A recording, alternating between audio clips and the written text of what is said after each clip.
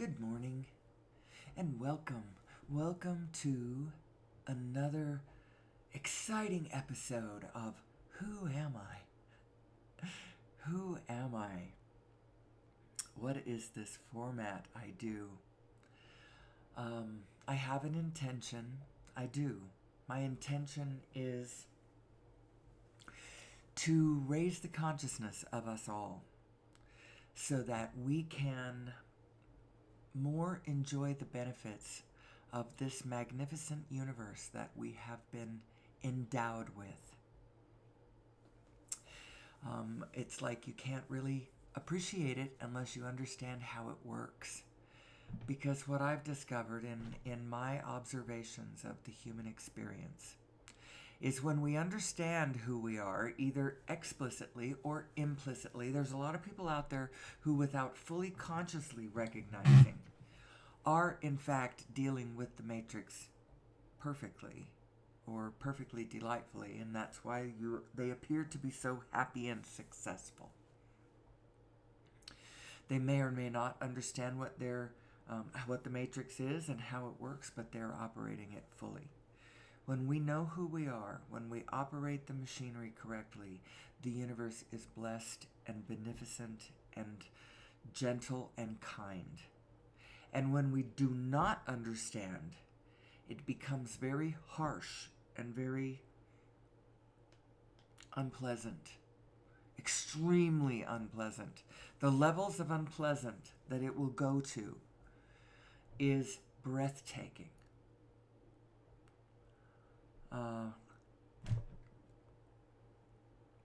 In both directions. So who am I? Who am I and what is my purpose? I said I would like to help raise our consciousness to help understand who we are so that we have an easier ride, a smoother ride, a more joyful, pleasant ride. So, what is my purpose? To add it all up and to understand more clearly who I am, how it works, what are the laws of the universe, what are the main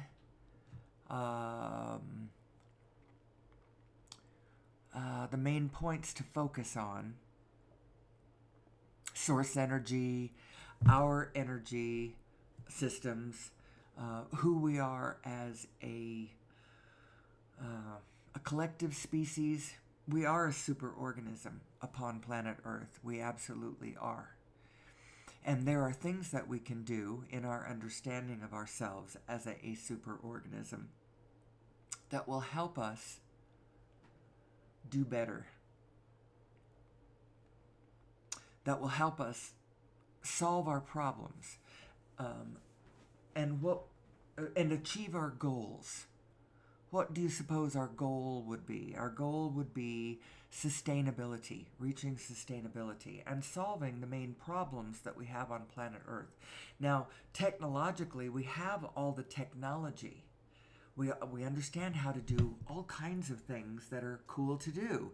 Resequester the carbon back into the earth. We can fix our climate problems. We don't have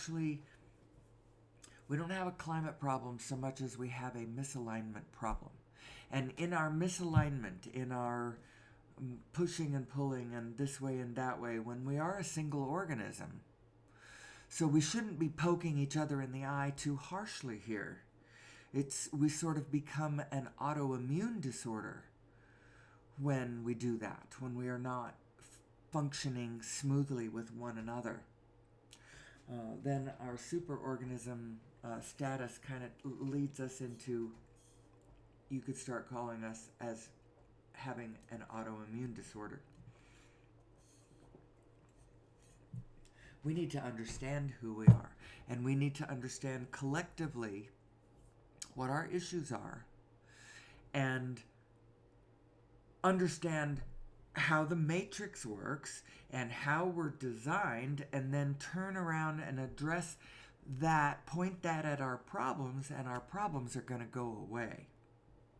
We don't actually have any problems.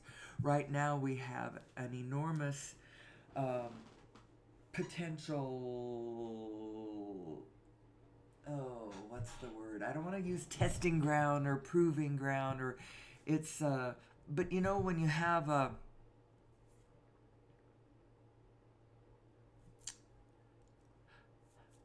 cool new tool and you want to use it on what it's made to be used for. Our problems are actually going to be just they're going to melt away. Let's just put it that way. I'm realizing I'm having a hard time finding the words over there, but I know we don't have any problems. We have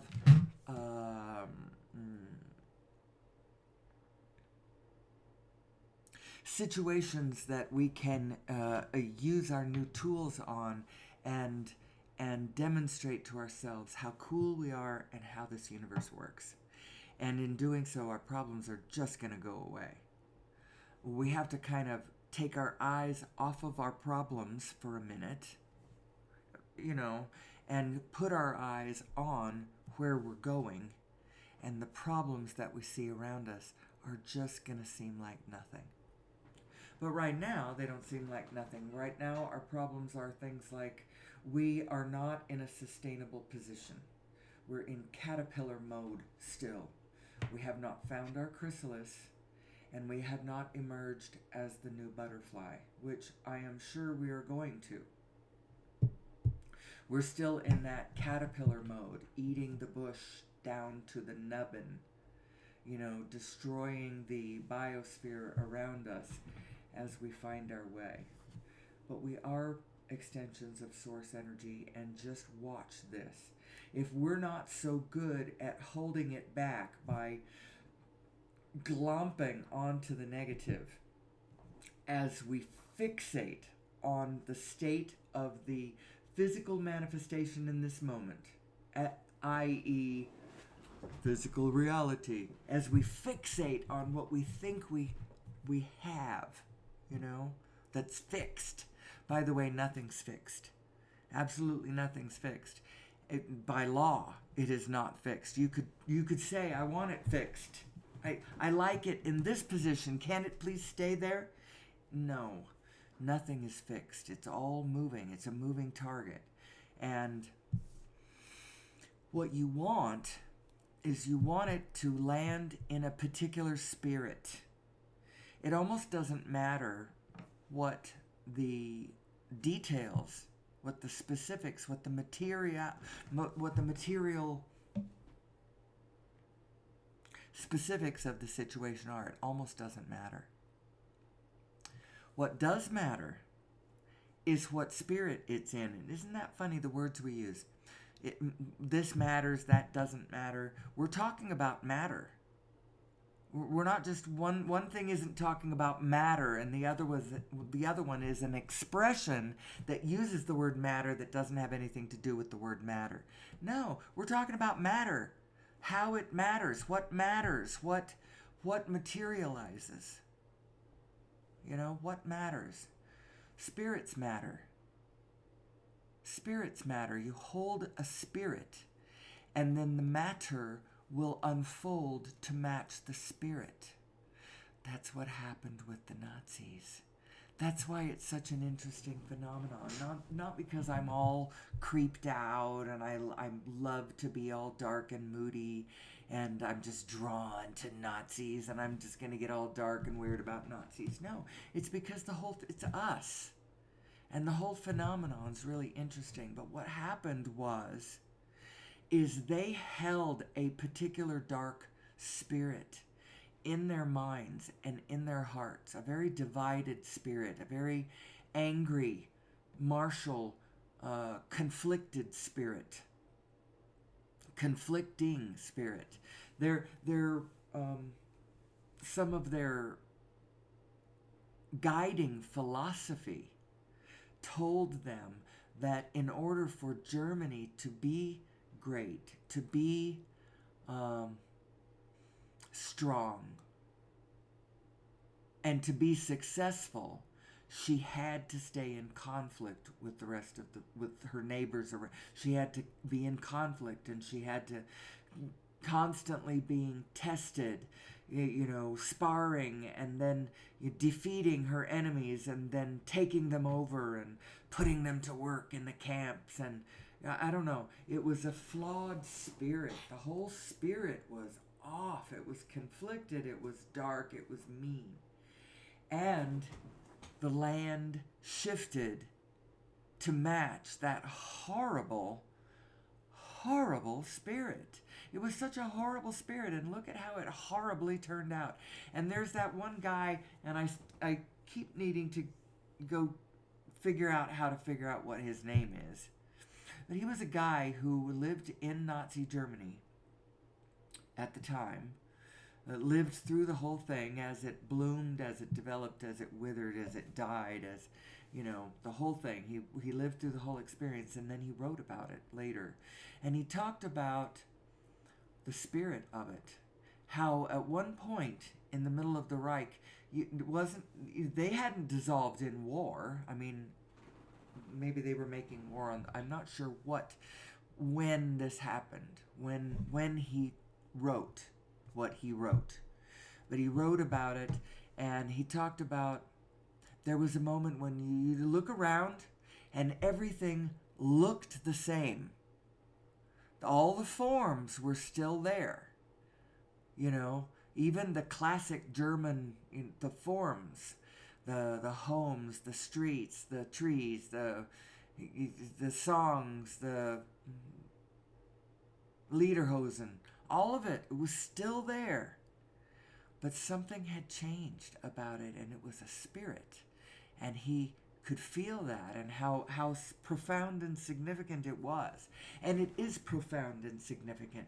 We need to focus on spirits. We need to focus on vibrations. We need to focus on emotions. We need to focus on the energies. And in focusing on them and putting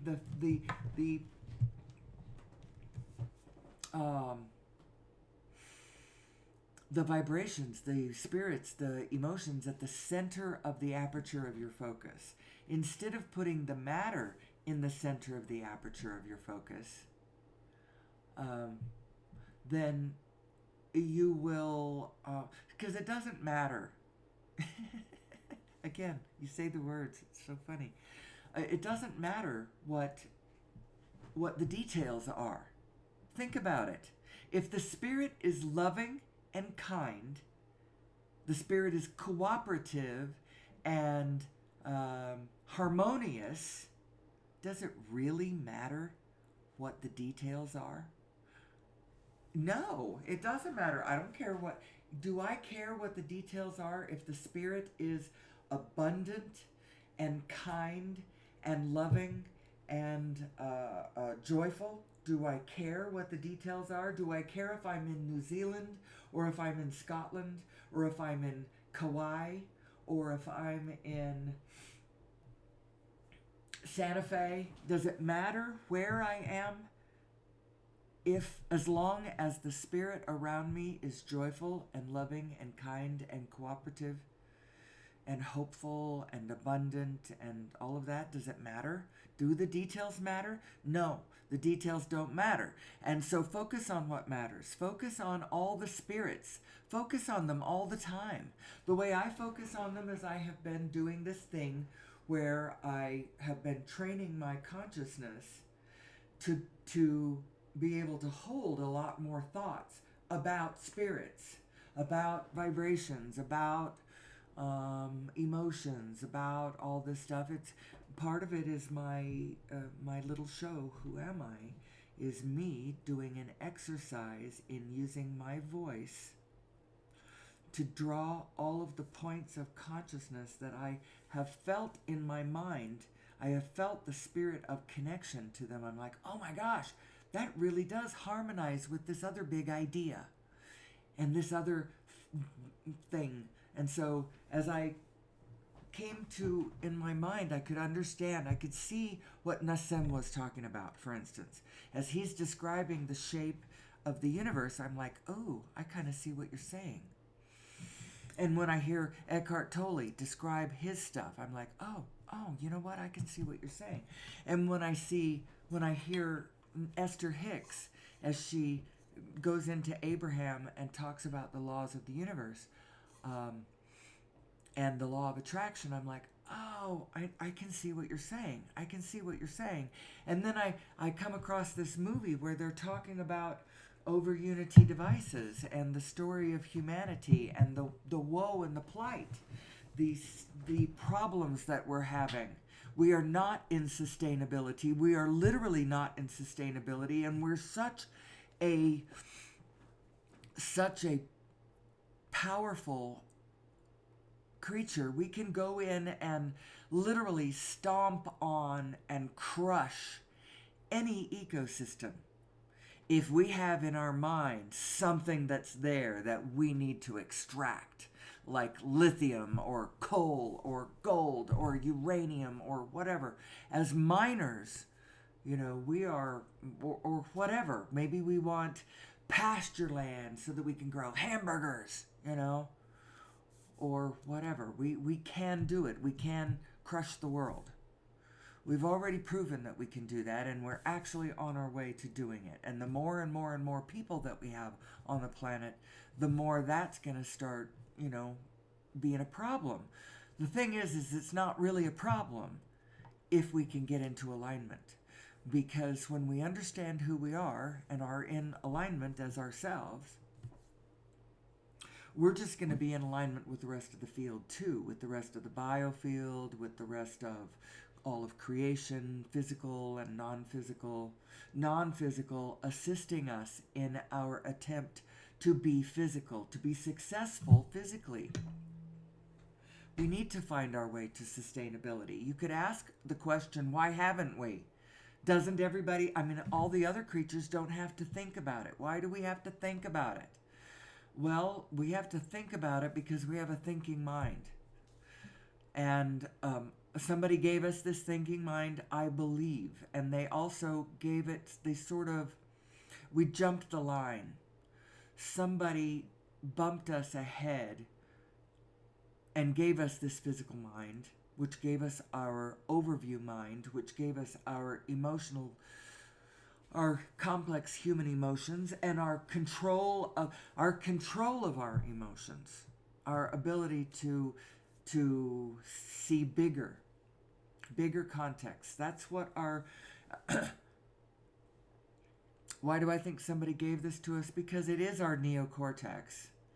And 76% of now that's not my figure. I get that figure from Greg Braden. I don't know why 76%. That seems pretty precise to me. But in any case, the inflated nature of the human cortex, the human neocortex, gives us a difference from the rest of the animal kingdom. And as human beings, we have traditions that tell us that we were created.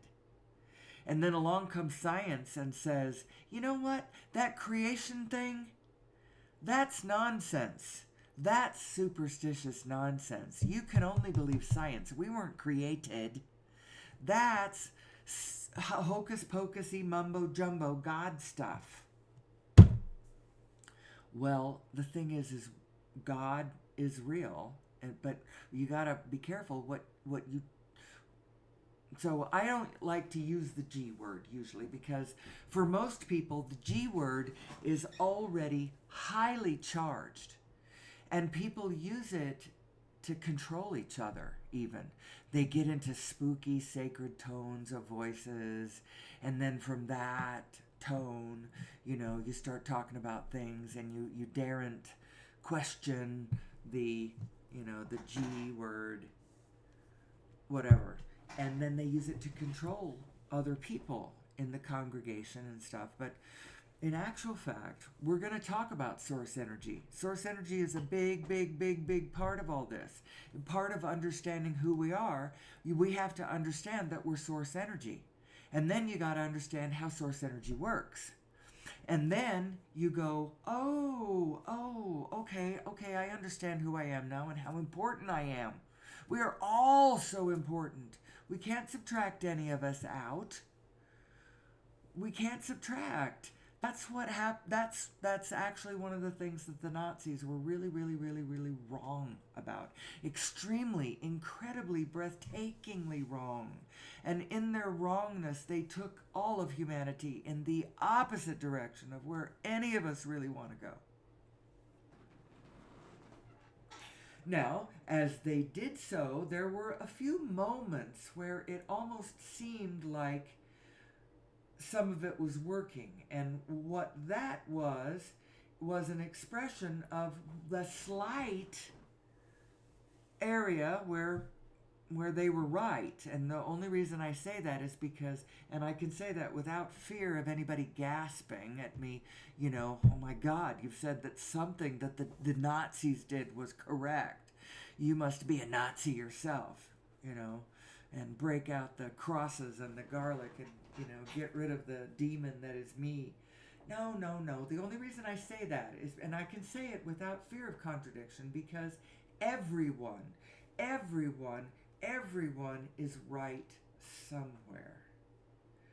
And they were passionate about something, and so they were right about something kind of profound-ish, but it was so mixed in with the toxicity that it's almost not worth showing where they were right, except for it's important for everybody to understand that everyone is right somewhere all the time. And the reason that's important is because it keeps you from negating yourself. Because if you think that there could ever be a time when anyone is fully wrong, then you could just subtract them. But you can't. There is always, always, always a position that everybody... I call it baby and bathwater. And discerning the two, becomes an exercise in figuring out which is the baby and which is the bathwater. Now, for a minute, I'll tell you why the Nazis succeeded for a moment. And that is because they did have... Well, they put everybody back to work for a minute because they had a collective vision. They had a strong vision of something. Now, what they ended up putting them back to work with was a lot of stuff that shouldn't have been done, and it was totally out of alignment. And so what they were right about went south really quickly, until there was almost nothing that they were right about except for they were holding on in themselves. No, I know there's something in here that's right. And that's kind of where they went down with the ship at the end, saying that, and not ever really understanding where they were right or where they were wrong. It's all about spirits. It's all about vibrations. It's all about, because your configuration is such that you have your vibrational cosmic anatomy is designed to help you read the field, read the information of the physical universe matrix field, the quantum field. You have an inner being, a vibrational inner being. Think of it as the you that goes... Now, it's not true, because this you actually goes from the center of you all the way out to the edge of the universe. But you could think of, for the most part... Now, the reason it's your skin in as well as your skin out is because it knows everything that's going on inside of you too. Where all of your cells are in your body, how the blood is flowing, and where the breath is coming in, and it knows everything about you and all the rest of the universe. But you could think of your physical mind being... your physical self being from the skin in, and your vibrational self being from the skin out. But that's not exactly true, because there is the overlap. So your physical you is from your skin in, and your vibrational you is from the center, wherever that is. the center of the center of the center of you, from that point way in all the way out to the edge of the universe. That's your other you. That's why we call it things like the G word. You know, I like to call it the Almighty, because that is a word for the G word that people have used. And to me, it feels vibrationally correct. The Almighty, the Almighty, the Almighty. Some call it the All That Is. Bashar likes to call it that. Abraham just calls it source energy and leaves it at that. She doesn't talk about the quantum field a lot, and the law of the universe that she is most focused on helping you to understand is the one that says what you put out is what you get back. Period. Now, Bashar sometimes calls that the third law of the universe. I've seen him put it in a list of 5 that has it at, let's see, what number is that one?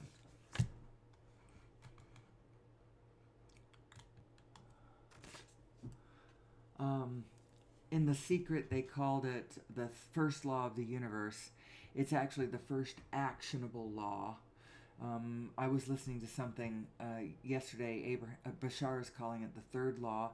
I've got a thing in his 135.7.11 download where it's like the fourth law, but it's still the first actionable one. The first are all just descriptions of the immutable laws of the universe. For instance, you exist.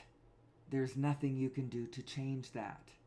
When you try to commit suicide, you will find that you have not gone out of existence, and you might from that position realize that, oh, I did have different choices than that. Oh well, I guess I'll just keep going, you know. But you exist.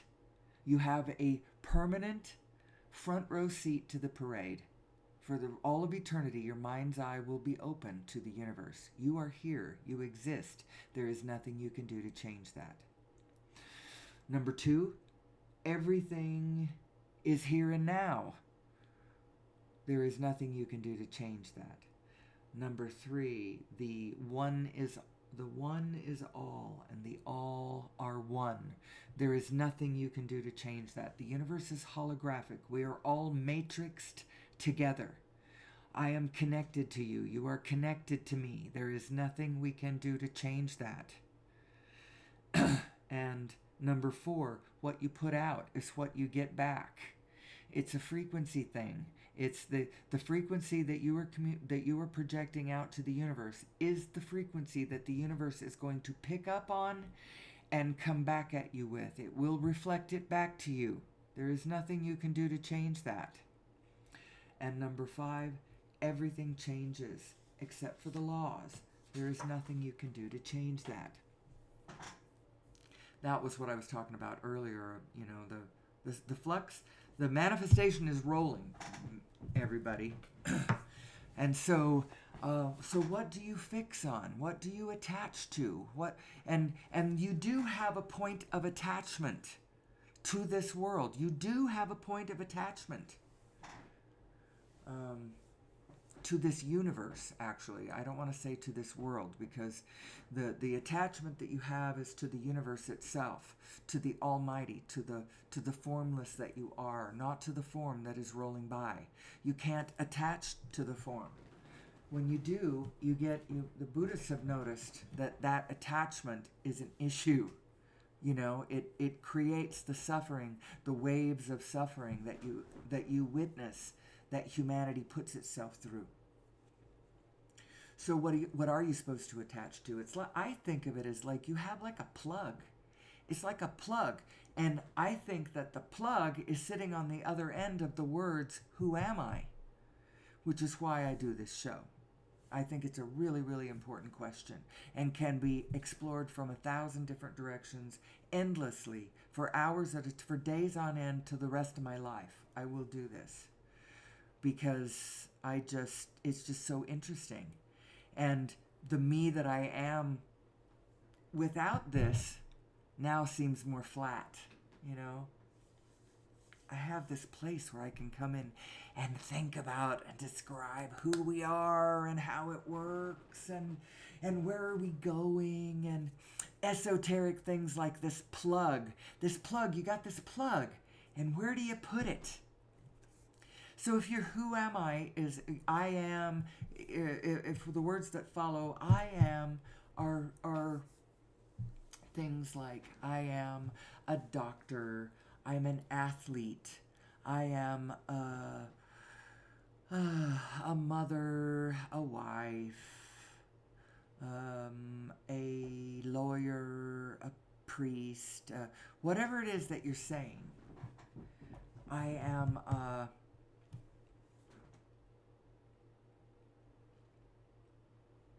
actually, it gets bigger than that. It gets bigger than that. But if how you describe yourself, if it's all in terms of the material world around you, I'm an American. I let's see. I'm a boomer. I'm all of the things in terms of who your physical body is in this time frame, then that starts to skew the picture, because you're actually way more than that. And if you're only thinking about all of the details of all of the specifics of the details of the physical person that you are, then that says something about your identity. Because actually, who you really are is not your physical body at all. Although you are your physical body. Don't think that you aren't your physical body. It's just your physical body is kind of like, it's almost more like the clothing that you are wearing than your actual person. It's the clothing you are wearing. The you that you really are is the light that is moving the vehicle inside of you. The consciousness that you are is who you really are. The rest is just who you're being. It's the cloak that you are in, it's the vehicle that you're driving. And as such, it's important. Your avatar is important. It's the equipment that you are using to sense your world. And you need to understand how the equipment works. When you feel positive and negative emotion, what does it mean? It doesn't simply mean that you observed something and you didn't like it, although there's some of that was involved. Contrast, you got a load of contrast, you got a mouthful of contrast, and you didn't really like it very much, and it generated within you a negative emotion. But there's more to it than that, because the actual fact is the reason that you got that negative emotion is because your inner being doesn't feel that negative emotion. That's why you got this sensation. Now, in animals, I can imagine that it's the same thing. They get something that they don't like and they respond to it with a negative emotion. Now, the difference between an animal and a human being is they don't hold on to their emotions quite the same way that we do, because they don't have a thinking mind that can hold them in places. Once the condition has released, they just go back to, whatever. They quit being angry. They don't hold a grudge. It's not a grudge that they hold. They have a memory of you being dangerous, and their equipment that helps them stay safe just has them avoiding you. But they don't have the same kind of emotional thing going on, because they don't have the same kind of mental setup. Now, I realize I have brought myself to a place kind of awkwardly. I always like to talk about the design of the human mind because I think that we were genetically modified, which explains a lot of things. Why, first of all across the planet, many cultures have creation stories. Now, all of the scientists have been saying, oh, that's just a metaphor. That's just a metaphor for, the incremental Darwinian evolutionary processes. That's just a metaphor. You know what? It might not be. It might be that we have a tradition that somebody created us because somebody created us. But I'm not talking about the gods, and I'm not talking about God.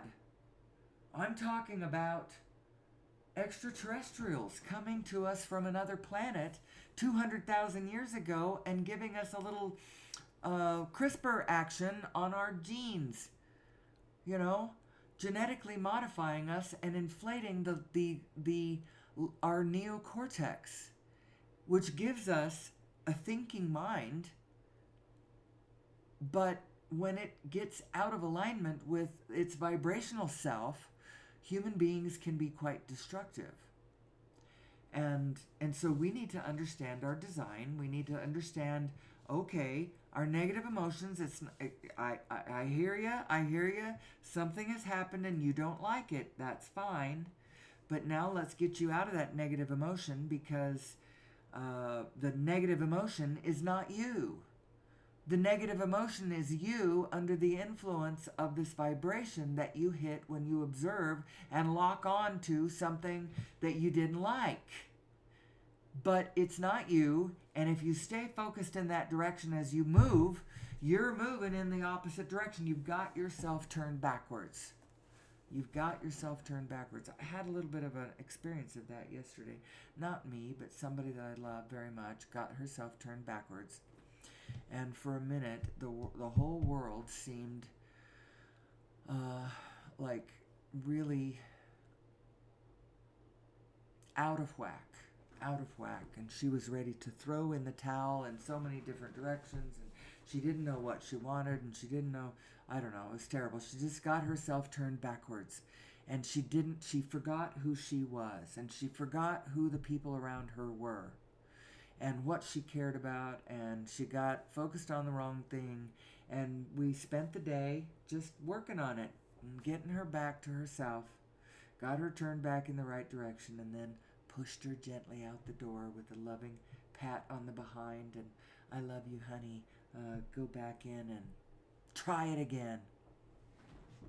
It was an interesting moment.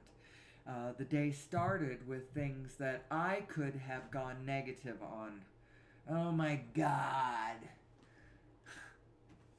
But I didn't. I didn't go negative. I stayed positive. And the whole thing actually turned out quite well. The day ended up turning back around the right direction, and we all went our own separate ways from a peaceful position. And I felt very happy about all of that. I felt very happy about it all. So where are we?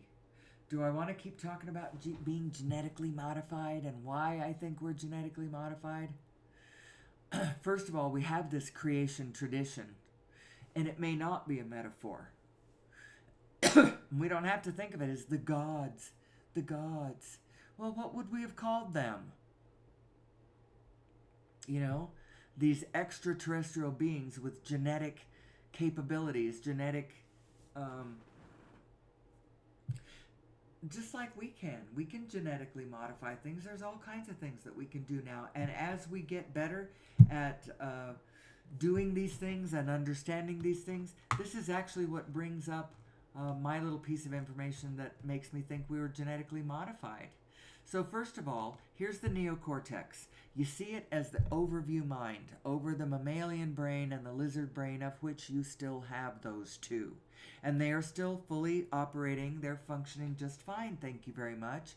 They are your impulse to anger and attack, and your impulse to be sociable, and your maternal love and all that's coming from your mammalian brain.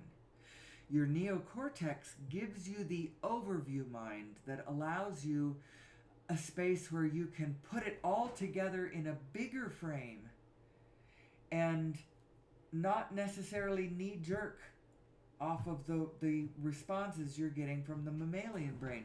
Now, the mammalian brain isn't wrong.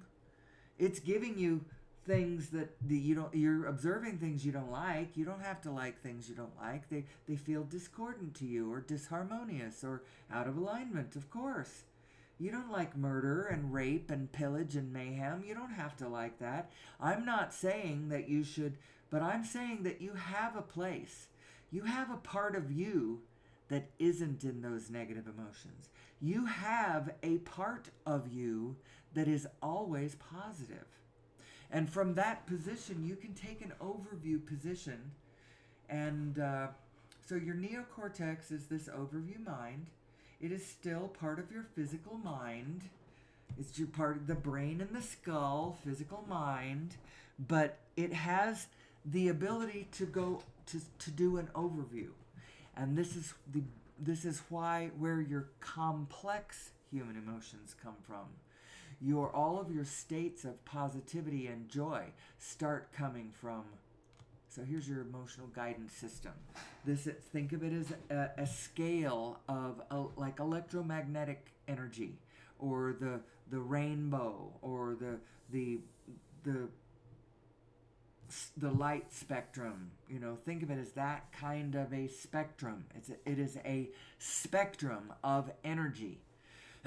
Going from very, very, very, very, very low frequencies down at the bottom to very, very, very high frequencies. Now, I don't know what the ones at the bottom would be down in jealousy or whatever. It's not just low frequencies, it's conflicted frequencies too. You've got two frequencies that don't resonate with one another playing at the same time down at those levels, and the discord within you is very uncomfortable. Now, it's being generated, or being not generated, but initiated by your attention on something from an angle that gives you that energy hit. And the angle that you have managed to find would be one that is not one that your inner being is looking at it from. That's where the discord's coming from. Stay with your inner being. That's the lesson. Stay with your inner being. Do not take your hand out of the hand of your inner being. Do not leave your inner light somewhere and go off into the darkness in your own thoughts. Don't do that. Don't go anywhere in your thoughts that do not take God with you. I mean, source energy, or this light, that yourself, your inner being. Don't go anywhere in your thoughts without taking your inner being with you. And if your inner being will not go where your inner being doesn't go. So when you go to a place and you find yourself all alone, turn back and go find your inner being again, because it doesn't help you any to find thoughts that your thinking mind might say, yeah, but they're true, but it doesn't help you or anybody else to go down those thoughts, true or not, if they are thoughts that your inner being doesn't share. You want to find your resonance with your inner being, because she is the one looking at what you love, what you want, what you care about. She's looking at what you care about.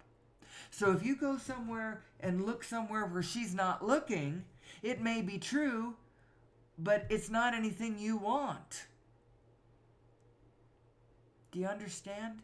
Now, I have come to believe that you cannot, here in our physical world, as we study our history and try to understand who we are, there really isn't any part of it that you can leave out. You can't subtract. Now, you can focus, but you can't subtract. So, I have two things going on. I have a big picture in my consciousness I have been constructing for my entire life that I believe is some sort of an internal representation of the outside physical universe. And in my construction of that, I have found that you cannot not add everything in. So you have to, in that picture that includes everything that is, you have to include everything that is, whether you like it or whether you don't. So in that sense, the things that I don't like, they go somewhere. But then it's true that I have the ability to focus where and how I want to focus. And so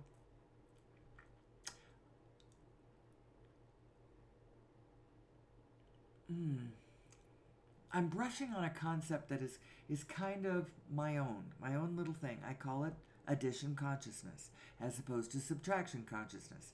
And it is true that you shouldn't focus on the darkness.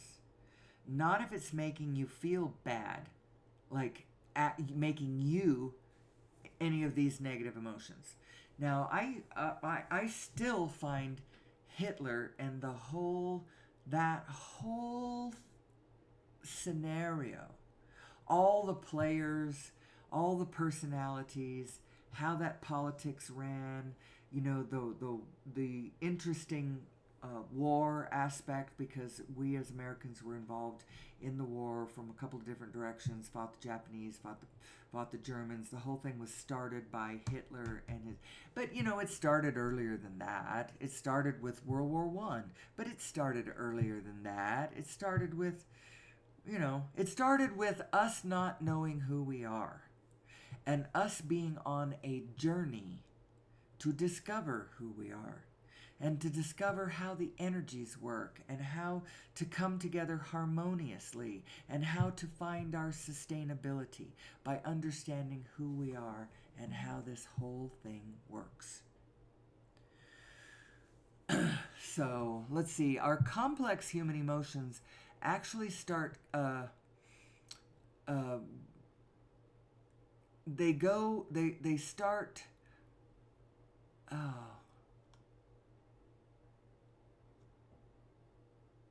I don't know. I'm looking at all the ones from contentment up. Contentment, hopefulness, optimism, positive expectation. I can still see all of those in some of the pets I've owned. We had a dog that was just so optimistic, and she was so hopeful. He was so hopeful. So hopeful, so optimistic, so positively expecting, so enthusiastic and eager and happy. Passionate? I think I lost him there.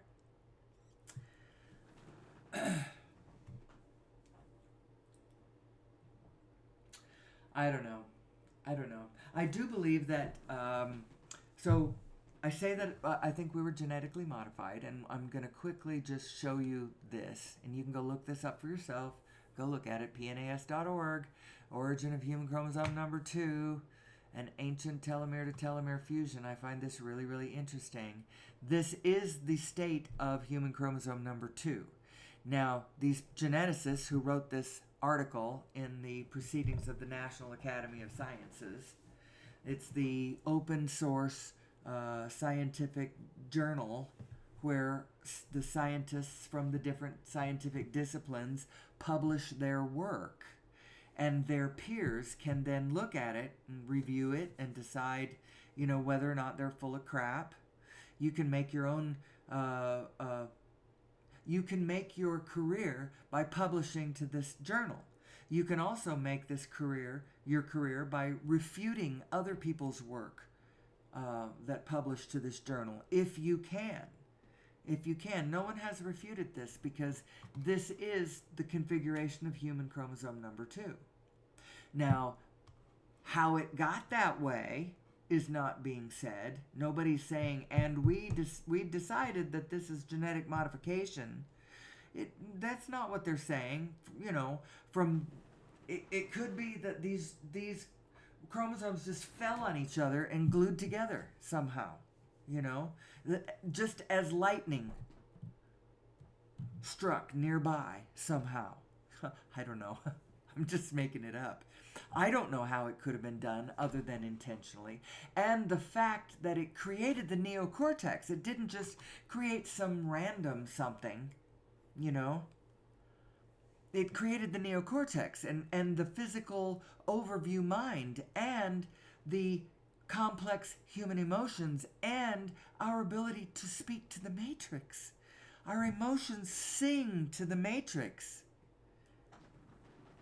What you put out is what you get back. And our ability to powerfully emote, strong physical emotions and then have an overview thinking mind that can observe what comes back, the result, and then put it all together and go, aha, look at who we are. That's what was created. And so the idea that that was an accident, that was just like, it doesn't seem likely to me. It seems more likely that it was intentional. And I have heard that it was against their laws. They have that prime directive. You aren't supposed to do this. You aren't supposed to go in and genetically modify a species and jump them ahead of the curve a few million years. You aren't supposed to do that, because then you end up with a species that doesn't know how to be on this earth. Not really. I mean, look around and you see all kinds of delightful people being all kinds of delightful ways. But have we found our sustainable footing on planet Earth yet? That's the biggest problem that we're having. We keep fighting wars with each other. Our financial institutions are all based on a crumbling, rotting infrastructure that center core the petrodollar. We need to find another source of energy, and it would become I don't know, what would you call it? A TU, a thermal unit dollar. I don't know. A source unit, SU, the sorso dollar. I don't know. It will be our energy source. A literal energy source is going to be the new currency. And isn't it funny that we call it currency? It is currency. It's energy. And we need an energy infusion into the system. Because our old one is just, it's like our civilization is trying to make it to the 23rd century on whale oil. Oh, forget the 23rd. We're trying to make it to the 22nd century, still fueled on whale oil. It's like that. Fossil fuel is like that. We need to get off of it. Anyway, so I'm going to go back to a different slide. I'm going to go back to... I don't like that one. Let's see. We'll just go to... I was here a couple of days ago. This is where I started. I like this one. I like the colors. It has kind of a magical quality. You feel the biology all around this situation. The trees, the forest. They've really integrated the life, the living matrix around this house. And that's why I like it. So who are we and where are we going? Well, if we're going anywhere, we're going to find ourselves a new energy source. And I believe that we have to get off fossil fuels. I'm going to yammer on this one every day, until I start noticing anybody moving in any different direction. And then I'll quit yammering about it if it appears that we're on the right track and we're okay. Right now, I think that what we should do is, I think that the whole world needs to fully understand the truth of over-unity devices that have been hidden from us. The few that have come to light over the last century, because I'm not claiming that over-unity is easy. These devices are clever. They're inspired, sometimes genius. And so that doesn't come around every day, does it? But there are enough, and any one of them, if we had the design fully open source to all of humanity, then they could see for themselves, oh, this is putting out energy. I'm using this little bit to run it, and then it's putting out more energy than it takes to run. Ooh, if we had lots of these devices, we could start injecting energy into the system without the need to dig it up out of the ground and pipe it across, sacred aquifers down to port cities where refineries are, and then ship it on, put it onto barges and ship it across heaving seas to foreign markets, to the whoever has the goods that it can trade for this energy source. It shouldn't have to be that way. Every human being should have access to all the energy that they need to do whatever they want to do. I know that seems scary. You don't want to trust your fellow human beings to go off into the bushes and do whatever the hell they want to do. But you know what? We need to trust our fellow human beings. And you know what would be a better way that we could trust our fellow human beings? If we ourselves understood who we were and understood a human being in misalignment when we see it.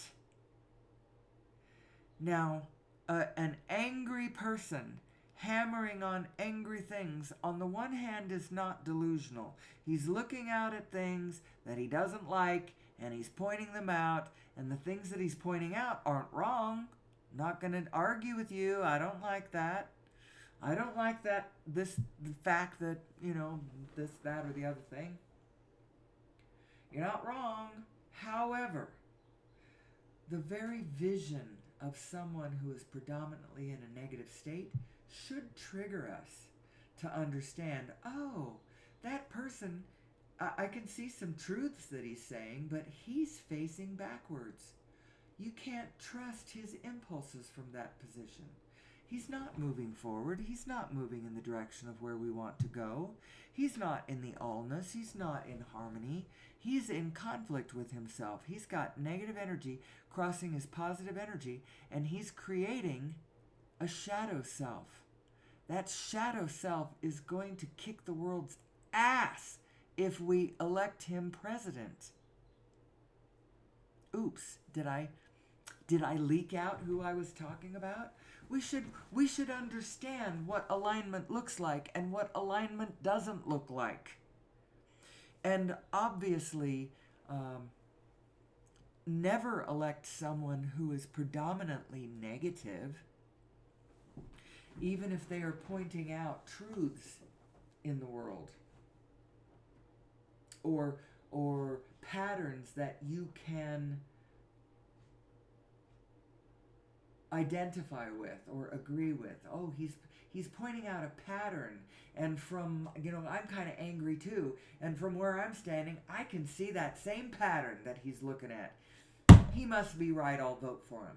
No, you're facing backwards too. We could come to understand these things, and we could come to trust leaders who are insanely in alignment, who absolutely are in sync with their fellow human beings and with the harmonious. Now, anytime our president starts talking about bombing anybody, I'm sorry, alignment is just... Our military system for the moment should just be sitting there waiting for... Actually, don't get me started.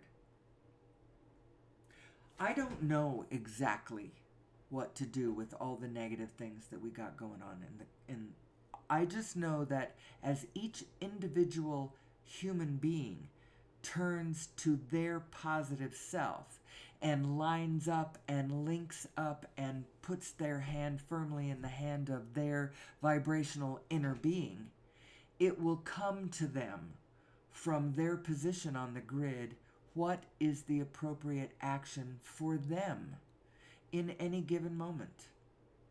and only they can call it. That's the thing. Only the person standing in their physical shoes can call their physical next step. I can't tell my neighbor what to do. I can't tell my children what to do. I can't tell my husband what to do. I should have said it with emphasis the other way. I can't tell my husband what to do. I can't tell my children what to do. Well, my children are grown up now, but I was never very good at telling them what to do because I wasn't sure exactly what was going on. Now, as an old woman, I've kind of figured it out, but I'm standing in a position where I'm not actively wanting to go forth and make something happen in this physical world anymore. Except for I do. I would like to see millions of dollars coming my way. I really would. I would love to see that. Oh, it would be wonderful because I would love to be able to, whenever anybody close to me came to me and said, you know, I'm having a hard time. I'm having a hard time. And I say, okay, I'll give you financial help and I'm going to give you some spiritual advice. Take both of them. And then go out and go work, go try it again. Go give it another slug. You know? I would like to have unlimited resources to do whatever I want. I would like to fix my fencing. I would like to put in my absolutely ironclad mechanicals. I don't want to be in any risk of my energy source going away. I want to stay connected to the internet, and I want to stay connected to climate control, and I want to continue to be able to cook my food and all that. All of us want that. It's so simple. It's so simple. I just want sustainability.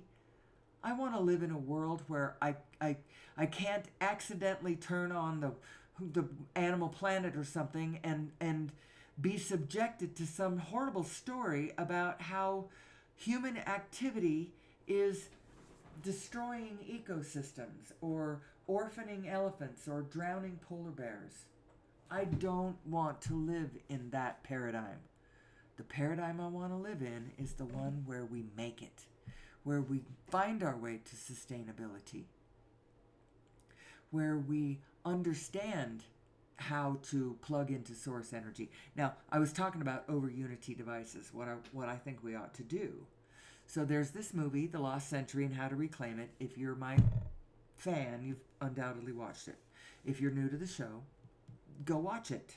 It's in the description of I have a list, my links list.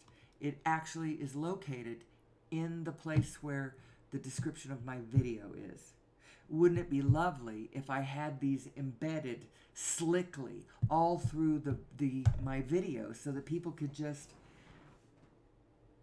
click on them as I talk about them. Oh yeah, Lost Century and How to Reclaim It. There it is. Click on it.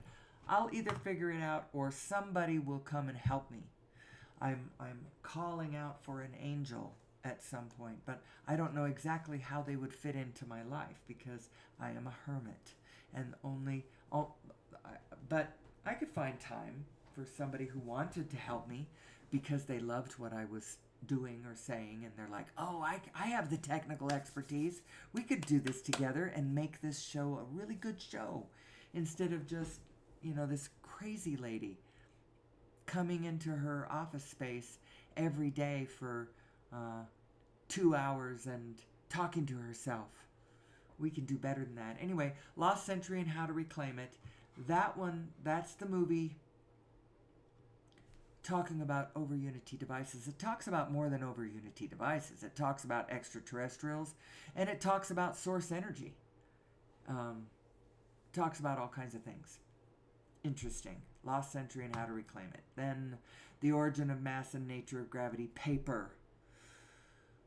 That's the YouTube video that describes the paper. Then Quantum Revolution. That's Nassim's little 12-episode series over on Gaia describing the new physics and how the quantum world mathematically relates to the cosmological world and all of the implications to consciousness and the Big Bang and the structure of the universe and our emotional configuration and all of that.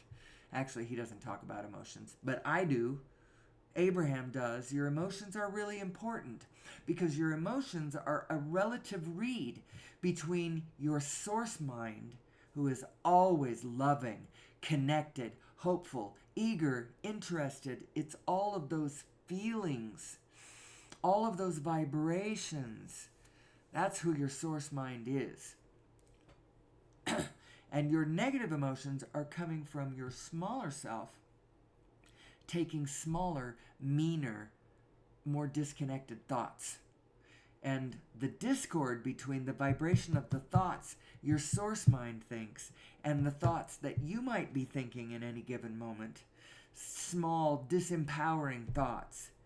I don't love him. He doesn't love me. I don't care about this. I have no help. I'm lost. I have no guidance. Or whatever you might be wailing to yourself. It's not true, and your inner being knows it's not true. The discord between those two thoughts is what's causing your negative emotion. The Connected Universe, that one was a movie made in 2016. Patrick Stewart narrates it. It was the first big movie made by the first people who recognized that what Nassim had done mathematically was important and interesting. And what it implies about the matrix, the divine matrix that we find ourselves in. We are inextricably connected to all things. You are connected to everything in the universe. You are inextricably connected. It is a field phenomenon. We are a field phenomenon. And the morphogenetic field of humanity is a field phenomenon. There is nothing that I can do that does not affect you. And vice versa. What you do affects me. What I do affects you. And that's why we can't get out of each other's business. You know? Because we are a field phenomenon and we keep echoing and reverberating with one another. We are a field phenomenon. And we need to understand how these energies move and work. Really important if we are going to find our way in this world. Last movie, Living in the Future's Past, I throw that one in there because that one's narrated by Jeff Bridges. It is a documentary, but it talks about us as a superorganism. And you start seeing us as a superorganism. And then the last thing is just the paper, the origin of mass and nature of gravity. Paper, the paper itself. This paper right here, I'm going to show you this paper right here. Published last September 26, 2023. Nassim Haramein, Cyprian Hermon Prez. Gosh, I'm so sorry, Cyprian, whoever you are, because I keep slaughtering your name. I don't know how to pronounce it. And Olivier Allarol. You can see how they're spelled. So sorry. Origin of Mass and Nature of Gravity. Full abstract here of that scientific paper. Now, it's not published to the PNAS.org because he's not part of the National Academy of Sciences because they don't accept him. He's kind of an outlier, but I'm telling you, the math works. And I'll tell you how it works. This is, and I don't know what it implies. You have to go within your own imagination and imagine what this mathematics means, what it implies about who you are, about what your consciousness is, what everything is, because it seems kind of weird how it relates. So, you know, the mass, the density of the Planck density at the quantum level. That means, like, when you're looking at all the Dirac sea of Planck's spinning within a proton, for instance, you're looking at that at the atomic level. So you're looking in there in the proton, and you're looking at those Plancks packed inside of the proton, packed inside solid, packed inside of the proton. The density at that level is 10 to the 93. Really, really, really, really, really, really high density. And if you look at the universe at the cosmological level, that density is 10 to the minus 30. Really, really, really, really, really, really, really, really, really, really, really not dense. As a matter of fact, there is a whopping 127 orders of magnitude. This is not, like 127 times. It's like 10 to the 2 is 100, 10 to the 3 is 1,000, 10 to the 4 is 10,000. These numbers get really big really quick. 10 to the 93 is 10 with 93 zeros behind it, and I don't even know what you call that number. A gazillion, I think, is what the technical term for that number is. And likewise, the minus 30 is incredibly low density. So there is a huge gradient density in the field of the universe, going from the quantum to the cosmological level. Huge, 127 orders of difference of density. Now, if you take one of those Plancks at the Planck density and blow it up to the size of the universe, the density that you get is actually the correct density for the universe, not the one of just the visible matter, but it's the correct density of the universe with the dark matter and dark energy. It's the right density, the density that keeps the universe from spinning apart.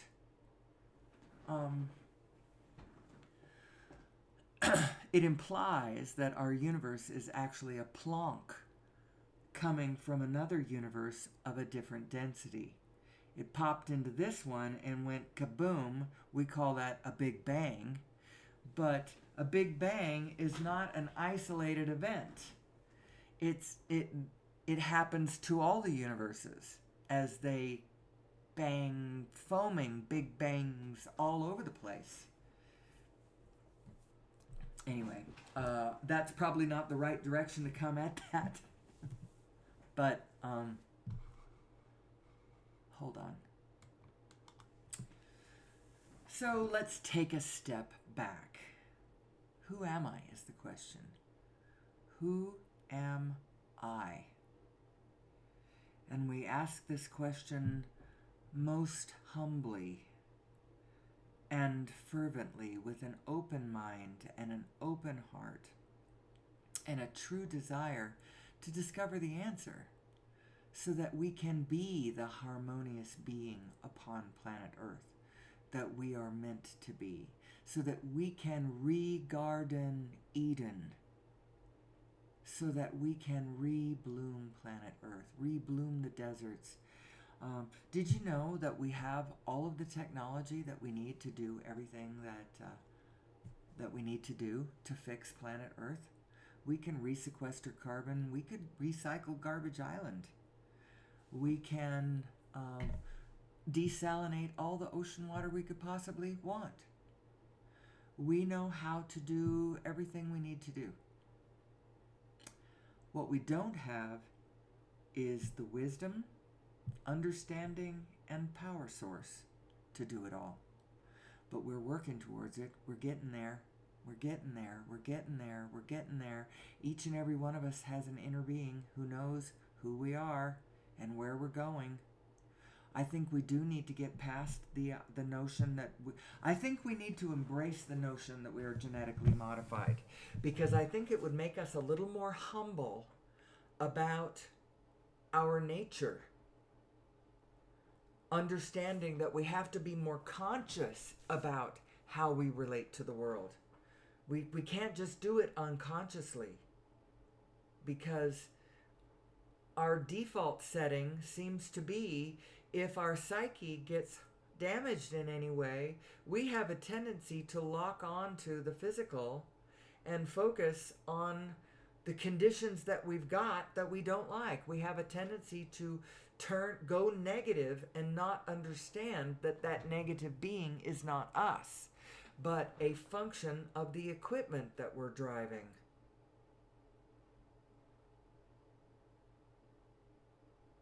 that's what we have to get past. We've got to understand who we really are. Know that our negative self is not real. It isn't real. It isn't really us. Now, is it real? Well, yeah, I can see all kinds of people really being their negative self. That doesn't mean that that's really them. You know, there's real and then there's real. Real with a small r and real with a capital R. You know, yeah, it's real, but it isn't real. Only the love is real. And if you realize that, if you recognize that, you go, oh, so I've got to keep the love vibration in the center of my focus. I've got to keep my eye on what's actually trying to happen in this world, what's trying to come forth, what's trying to be born, what's trying to enter this space from the dimensions of the non-physical. It's the love. That's the only thing that's real. And when I keep my focus, the aperture of my focus, focused on that, that amounts to your book of positive aspects, you know, that Abraham tells you as you start getting used to being your positive self and starting to recognize that the negative self is not you. It is not you. And so whoever you are out there, being your negative self, I want you to know that negative self ain't you. You should know that. Don't identify with the negative self. Understand who the negative self is, but don't identify with it. Don't say, I am this negative self. That's not you. But it is an effect of your equipment when you get yourself backwards to yourself. And there's another very interesting thing that happens when you do that energetically. When you get yourself backwards to your own, when you cross your own energy stream and you're coming this way and that way, you've got trains going both directions, you've crossed your energy stream. There is a shadow self that is created right there, a shadow energy. And if you identify with that shadow energy, then you make it live and you let it drive your car and you are the one who's bringing it into the world. It's a darkness. It's a shadow.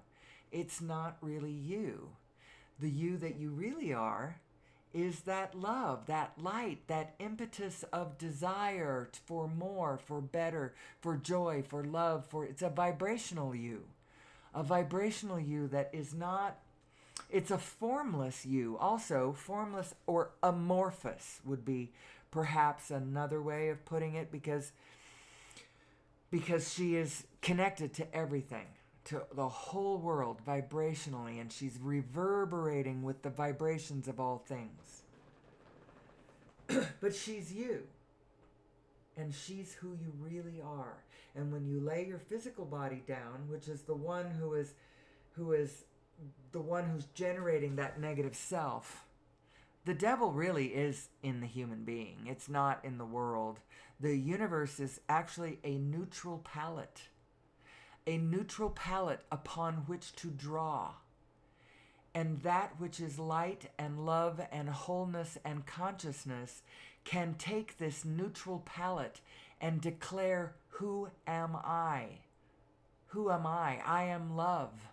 I am connection. I am allness. I am wholeness. I am the integer. I am the great fractal reflection of the allness, you know? And in that way, you know, you have this wonderful palette upon which you can declare who you are. I feel, in this moment, I feel a connection to the Kafka and the doll story. Because love is what is at the root of all things. And love itself is what you keep your eye on, not what you think its material representation is in the world. So, like, I don't keep my eye on my husband.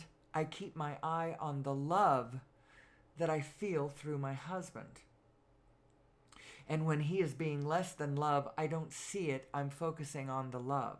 I'm focusing on the love all around me. I see it in the trees. I see it in the birds and the toads and the wind and my neighbors. I see it in the song and dance and I see it everywhere. Where the love, it's peeping out of the bushes. It's everywhere. Keep your eye on the love.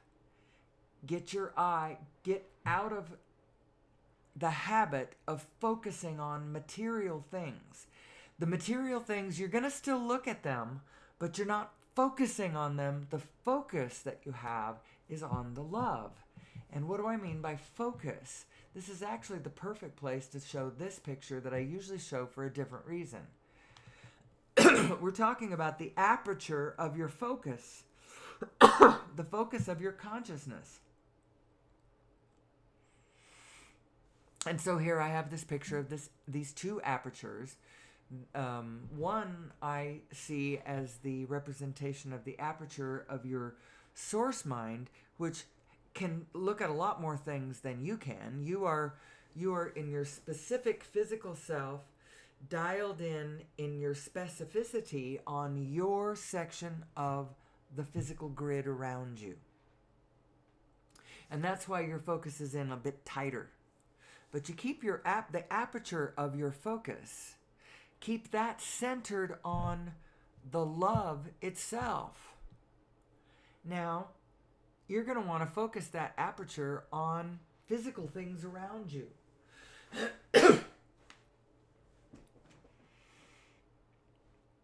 And you can, and that's all well and fine, but keep an eye on the feeling of it, the vibration of it. You focus on the physicality all you want, but when it starts to feel off, lift your focus off of whatever you're focusing on and get it back on the love aspect of the physicality that you're focused on. So I have a little story sometimes. I do. It is the Kafka and the doll story. Do I have it up still? Please let me have it up. I do have it up. Wonderful. I'm going to just tell it as it is written in this. Oh, please. Am I having internet issues? Hold on one second. Let me go remind my computer what internet is connected to. Okay, there. It got reminded, and the page is loading. So,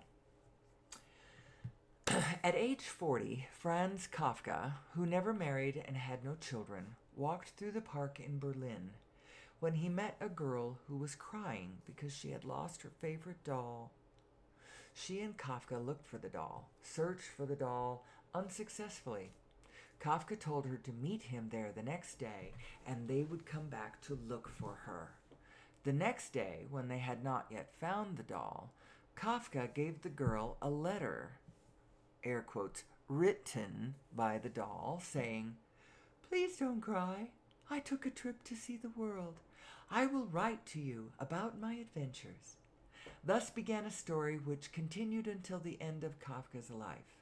During their meetings, Kafka read the letters of the doll, carefully written with the adventures and conversations that the girl found adorable. Finally, Kafka brought back the doll. He bought one that had returned to Berlin. "It doesn't look like my doll at all," said the girl.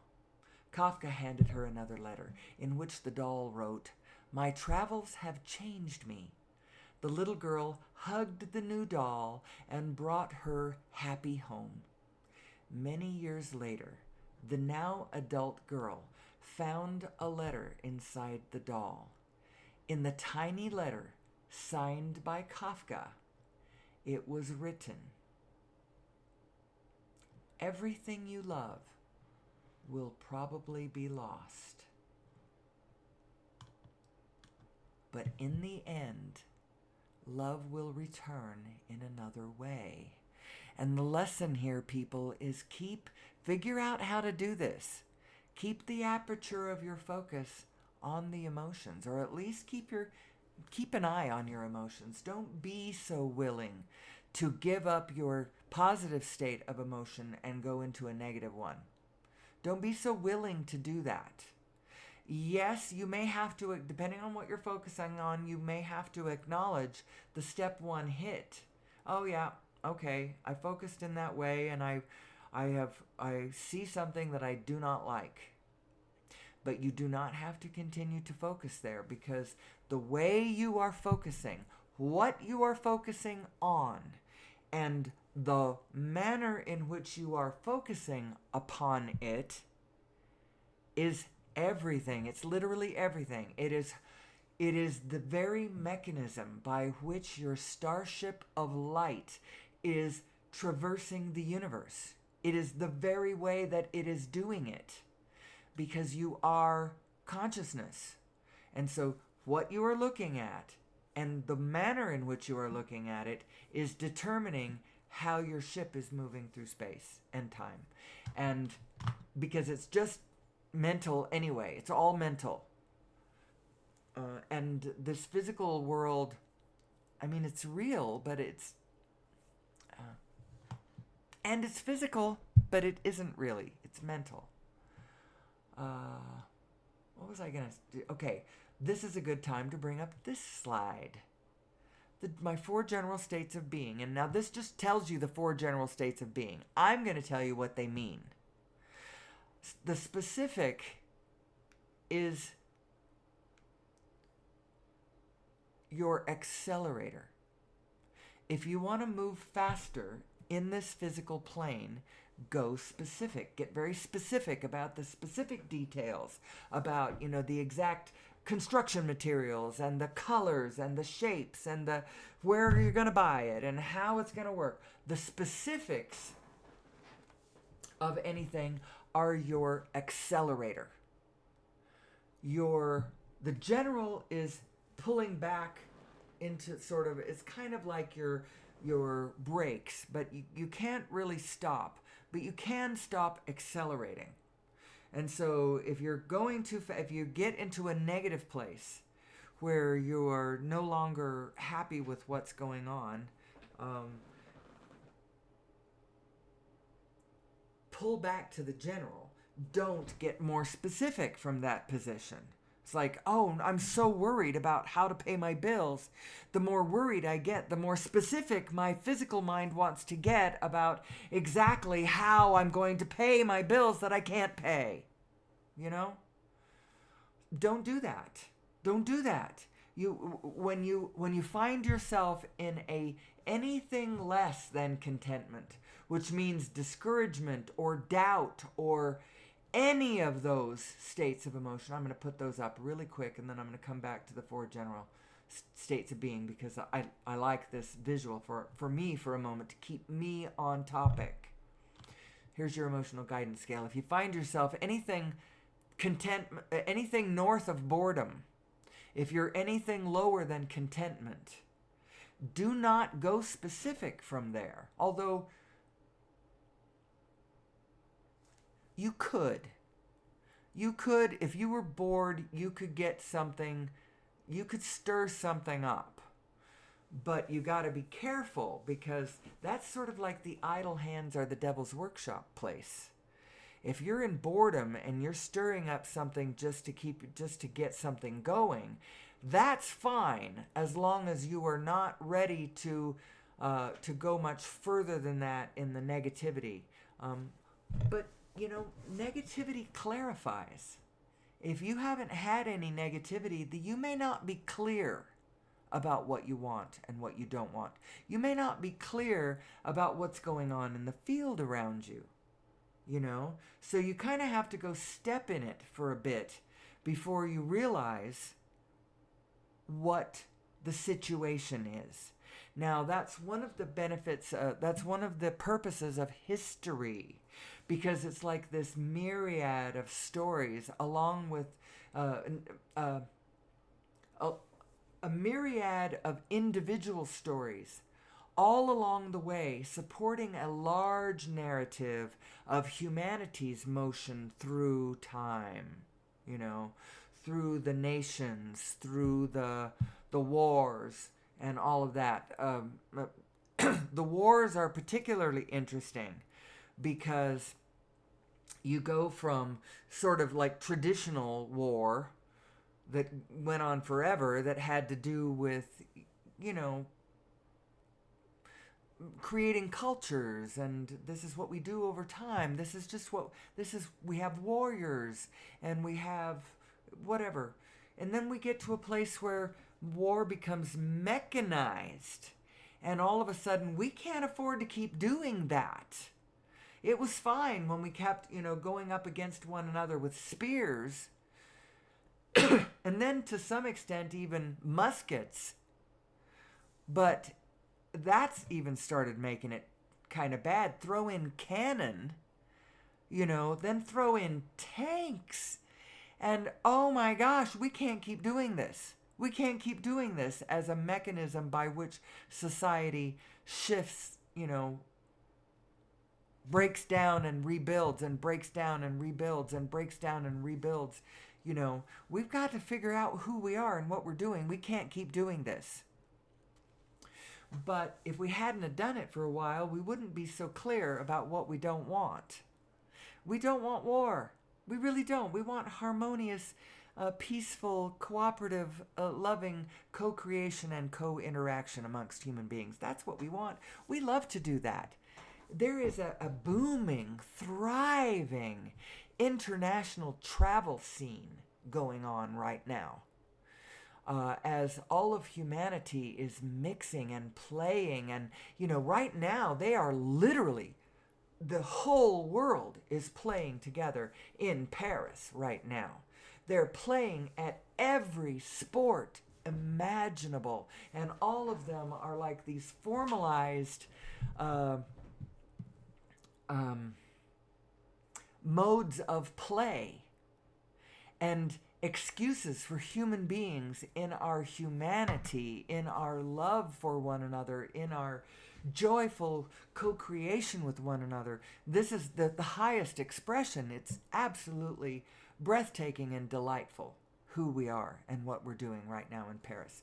Now, it's an expression of this international motion, especially like we've been watching some of the equestrian.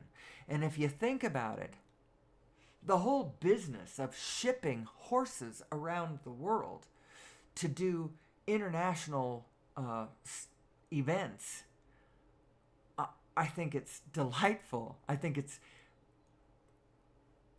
At one point, I remember when Mitt Romney was running against Barack Obama, and I was afraid for a minute that he might win. I was happy enough to disparage millionaires pretending to be ordinary people and people who had the kind of money to throw around, because they are dressage people. They're horse people. And he has this house that he built that has, elevators for the cars to move up and down. And I was part of the people who was kind of criticizing him for that, pushing back against that. And, there really isn't anything wrong with any of that. And even the shipping horses around the world, for sporting events, there's not really anything wrong with that. The problem comes when large parts of our society are disconnected from other large parts of society, and some of them are falling through the cracks, and others have more than enough resources to do all kinds of crazy-ass wonderful things, while others don't have the resources to cook their food or control their climate in any way or grow their own food or all of that sort of thing. And I find the flaw no longer with those following their passions and doing what they find fun and interesting. Now, the problem might be that he's a politician, which means that he can vote in rules that benefit his class. of society, and that is a problem. But the whole thing comes from us not having enough energy available for all of us to follow all of our dreams, every one of us, whatever we want to do. Not every one of us wants to ship horses around internationally and do dressage. Not every one of us wants to do that. Some of us want to do other things. Some of us want to grow the most amazing tomatoes and cucumbers and blackberries and cherries and, to feed ourselves, our neighbors, our children, our grandchildren, and the neighborhood birds. Thank you very much. I want to be a one piece of the abundance that I see and feel around me. That's what I want. That's all I want. And then sometimes I do like to travel around the world. It's fun. Earlier this year we went to New Zealand and it was fabulous. We really enjoyed ourselves. I like to do that from time to time. My husband likes to play golf. We're going to go play a prestigious golf course later this year. A little bit of that here and there. There's nothing wrong with that, and everybody should have bits and pieces of whatever it is that they want. And actually, I think all of us can have fully what we want if we can learn to get our wants into alignment with that which we really are, who we really are. And who we really are is the love inside of us. That's the only thing that's real. That's what A Course in Miracles tells us, and I believe that to be true. Only the love is real. And through those eyes, you will fully and truly see the world. I remember noticing this when I was young. I was best friends with a girl in high school who was very different than I was in a lot of ways. She was very outgoing. She was a Sagittarius, and I'm a Cancer. Totally different. I'm a homebody and a bestie kind of person, best friend. I get into things so deeply and profoundly. I don't have time to have a million friends. I have one or two very close, deep friends. Right now, my husband is basically it. My children, my 2 daughters, and I have another very, very dear friend in Nevada. I don't have many really close friends. I'm that kind of person. She was a couch surfer but she was raised kind of differently than I was, and she would take chances that I wouldn't take, and she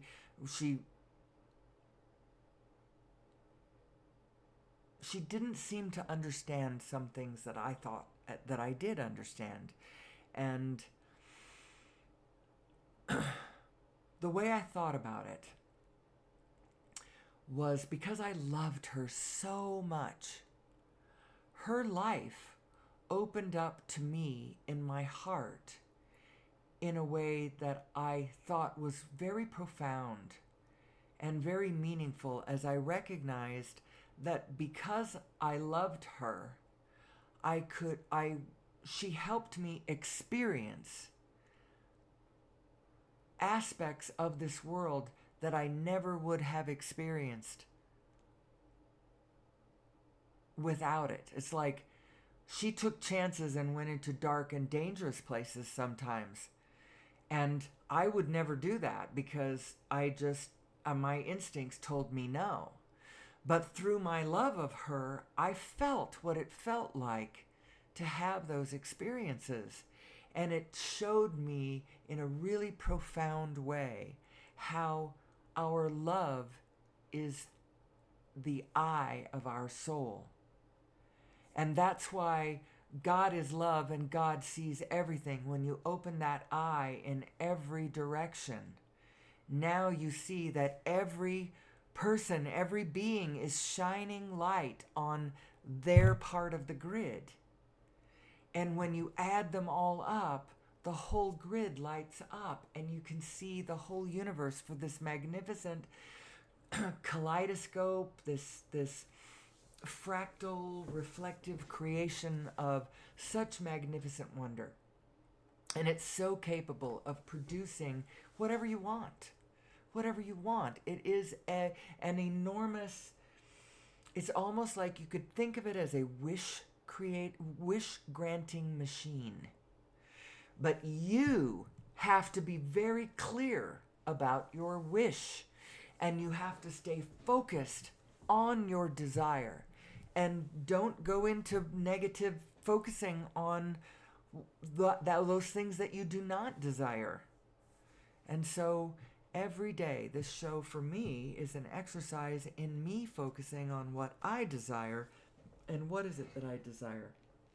I desire that I understand who we are, that we understand who we are, that we achieve and attain sustainability on planet Earth, that we understand that love is the only thing that's real. And all of us are necessary for this project to succeed. And when it succeeds, we'll all fall into place each in our own individual way, each calling their individual shot. Every individual must exercise their divine autonomy to this situation. So what you are, each of you is an individuated spin in a universe, in a spinning universe. So you're an individuated spin on the one hand, and you're connected to the grounding spin of it all. And each and every one of you is the same, like that. You're an individuated spin, doing your own thing, absolutely divinely autonomous unto this universe. But you are anchored and connected to your source self, which is also spinning, and that spin is common to all of us. It's like the point that we all share is that original spin. I think about this sometimes. I find it profound, and it just kind of makes my eyes just explode. They go pop. Who am I? Oh, I need to get back to this. I said I was going to come back, and then I didn't. So when you are in any kind of a negative state, think of it this way. There's only two directions for you to go in this world. And you don't need to care. You don't need to physically worry so much about what your physical journey is going to be. You don't have to worry so much about it. If you can get your aperture of focus wrapped around your state of being, if you can focus on the spirit of things, the spirit of things, the spirit of things. The spirit is that vibration. The vibration that you're looking for is the one that harmonizes and resonates with the vibration of your inner being that's going on all the time in response to the actual physical world at all times. Your non-physical self is in response to the physical world all the time. And it is feeling okay about all of it because it has been connected to everything forever and ever and ever. It knows where it's come from. It knows where it's going. It knows what it's made of. And actually, this is how I think of it. You can demark the universe into two aspects, two categories, two sides of the same coin. Two major aspects that the universe has. It has a formless aspect and an aspect of form. That form is changing all the time. The formless is what drives the form. The formless is the desire. The formless is the spin. The formless is the Planck field. All of that, however you want to look at it. You are the formless. And if you can learn to identify, I am the formless, giving rise to whatever form I focus on, then all of a sudden you feel your power and you go, it's all about which direction I'm looking and how I am looking at it. It's all about that. And if I get good at, staying gently in a perpetual positive, I mean, truly, not. So the way you can look at it, you may have to back up a few steps. But know that even if you're looking at Nazis, even if you're looking at a Holocaust, the fact of the matter is that the whole exercise is us trying to understand who we are, first of all, so don't take it so seriously. Second of all, even if you're being killed by a Nazi, know that you are an eternal being. You really aren't your physical self. And so do what they will to your physical self. You actually are okay. You may not realize it. But I think that if Jesus was trying to demonstrate anything, because you may wonder if it's all law of attraction, how did he attract that? Well, the only way that I can reconcile that story is he has to have done that on purpose. Because you wouldn't understand the laws of the universe and then do that accidentally. You couldn't do that for any other reason than on purpose. And why would he have done that? I think if he did it to demonstrate to people that you cannot be hurt no matter what. Because I think they were probably absolutely terrified of the Romans, because the Romans were so mean. They were like Nazis, but locked in for 1,000 years. The structure that they managed to develop, their internal structure, their structure of internal citizenship, and then their strong emperor, and then the Senate, and the Roman citizens that had particular privileges, and so they held the rest of that structure in place. And then you have the outer reaches of the empire that you enslave and mine for resources and such. It's probably the model that frickin' Hitler was thinking about. There was a lot of Roman stuff that anyway. So Jesus probably, if he did that, he would have been saying, hey, let them do to your physical body what they will, because this is not what you're made of. This is not who you are. You lead with your love. Come what may, it doesn't matter. And I guess that's how I've figured it out before. And that would have been very freeing to the people around him, going, all I have to do is just, line up my spirit, myself with my spirit, and God will protect me. And that was the meaning of all the light shining in the eyes of the martyrs, as they lock into their inner being in a very cruel world. So what I was saying, where I think that I diverged here, I started talking about how to be okay no matter what. You are okay no matter what, because you actually are the Planck field. And the Planck field is capable of morphing into any shape that is desired, focused on, and move towards. Anything you can...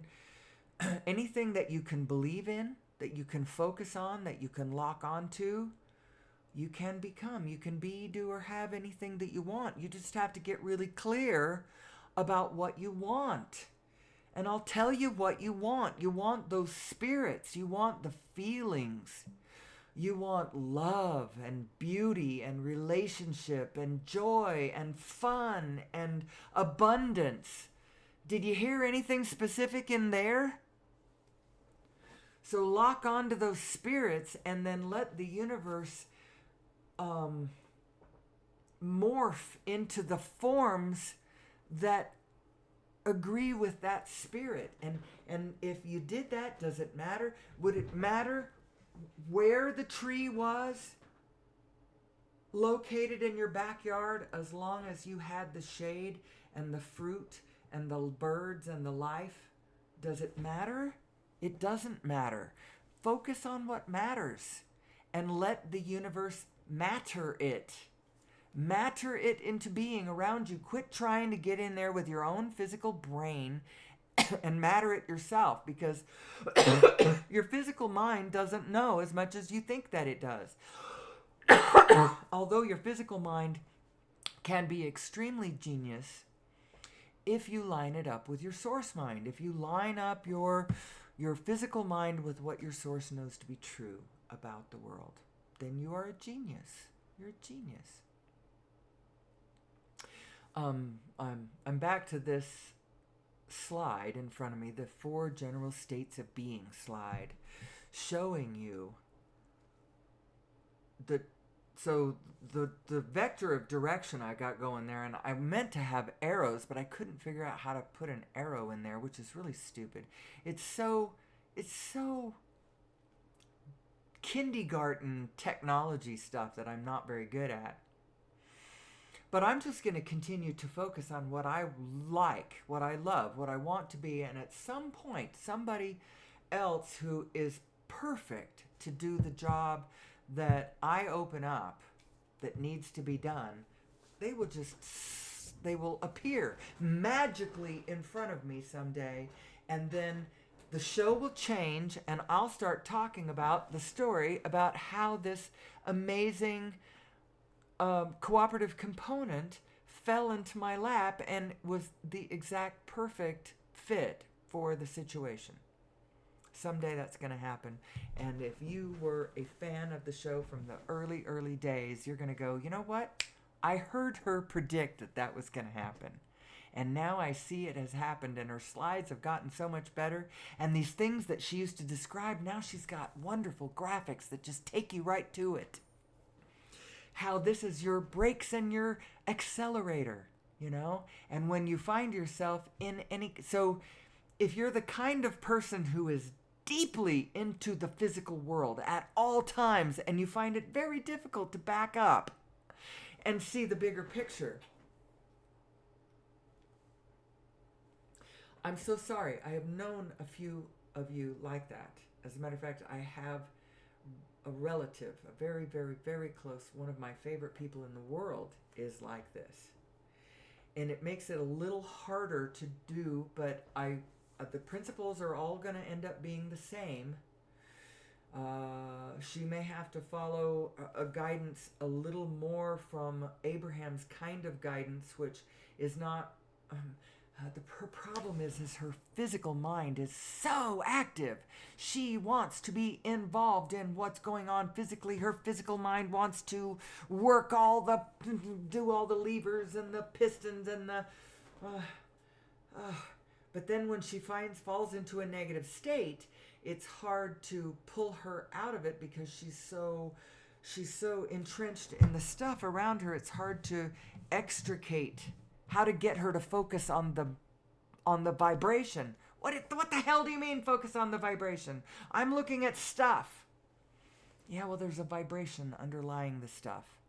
Get focused on the spirit underlying it. And care how you feel. Don't get so involved in the physical stuff that you're prepared to get dramatic and negative based on something you're looking at. You're having too much fun with the drama is the problem. You actually are enjoying the drama. And so you're crossing your own energy stream on purpose because you're enjoying that sensation on the edge there, and you got to get over that. You got to start caring how you feel and really, really, really, really, really not enjoy being in negative emotions so that you can feel it at the earlier subtle stages before momentum takes it away into the physical with you. Stay in a positive state because your state of being is what matters. Literally, it's what matters. Your state of being is what's mattering. Forget about the specifics. Your state of being is what's mattering. And if your state of being is dark, darkness is what is becoming material around you. That's why it's so important to focus on the vibration more than the physical specifics. Now, the target of the change that you prefer is still the specifics of it, still the material of it. The target is still the material world. You want to make the material world a better place, a kinder place, a more harmonious, efficient, sustainable, loving, kind, supportive, abundant place. That's what the target still is. But you can't focus on the specifics from a negative standpoint and have anything turn out anything like you want it to. You have to focus on the vibration of it. Focus on the spirit of it. Focus on the way it feels. Get how it feels into the center of the aperture of your focus, because the vibration is primary. And the material world is simply a secondary effect. Isn't that interesting? Well, looking up at the time, I realized that I have let it get all the way to 1 hour and 55 minutes. My goodness, I'm coming up on 2 hours, which means I gotta end the show. I've said pretty much everything I want to say. I mean, I didn't talk as much about Plancks today as I sometimes I do. Here's the Plancks. A Planck unit. Tiny, tiny, tiny, tiny, itty-bitty frequency. A frequency so short, it's actually an oscillator. It's just kind of sitting there, jiggling with all its Planck friends all around it. That gradient density in the field can cause it to go into spin, and when it does, it produces matter. Matter is the Planck field spinning. That is what all physical reality is. That's all that you see is Plancks, these little tiny frequencies organizing into spin, large and small, or small and large. Everything that you see that is anything everywhere is spinning. There is nothing in this universe that is not spinning. And you could say, well, I'm not spinning. This desk isn't spinning.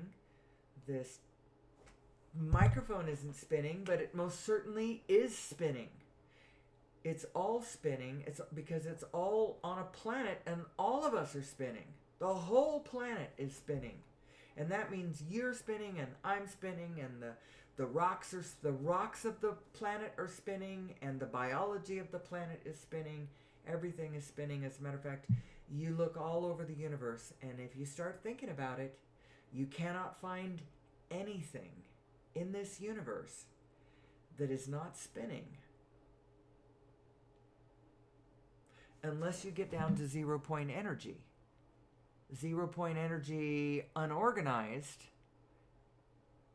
the Plancks at the Planck field that are just, I don't know. Everything that is anything is spinning. That's all the apparent universe is, period. So, that's all very interesting. I'm coming up on an hour and 58, and if I let this time get away from me, I'll go over 2 hours, and I really don't want to do that. So I'll be back tomorrow. I'm going to hit it again and again and again. We'll see what new and interesting places that we go to, that we find. Until then, do your best, people. Do your best. Know who you are. Do your best to find out who you are more and more every day. It's a question I ask all day, every day. My show is nothing but, who am I? Who am I? Who am I? You never end up with a final answer, except that I am the Planck field. I am the formless coming into being. I guess that's as fundamental as it gets. But I am also in a physical body, trying to make my way in this physical world on the leading edge with all of you. And to that purpose, to that end, to that goal of sustainability and ultimate harmony between us, I leave you until tomorrow. And until then, please, may the Source be with you. Actually, in a way, I don't like that sign off, because Source is always with you. You need to make sure that you stay with Source. That's more like it. Anyway, see you tomorrow.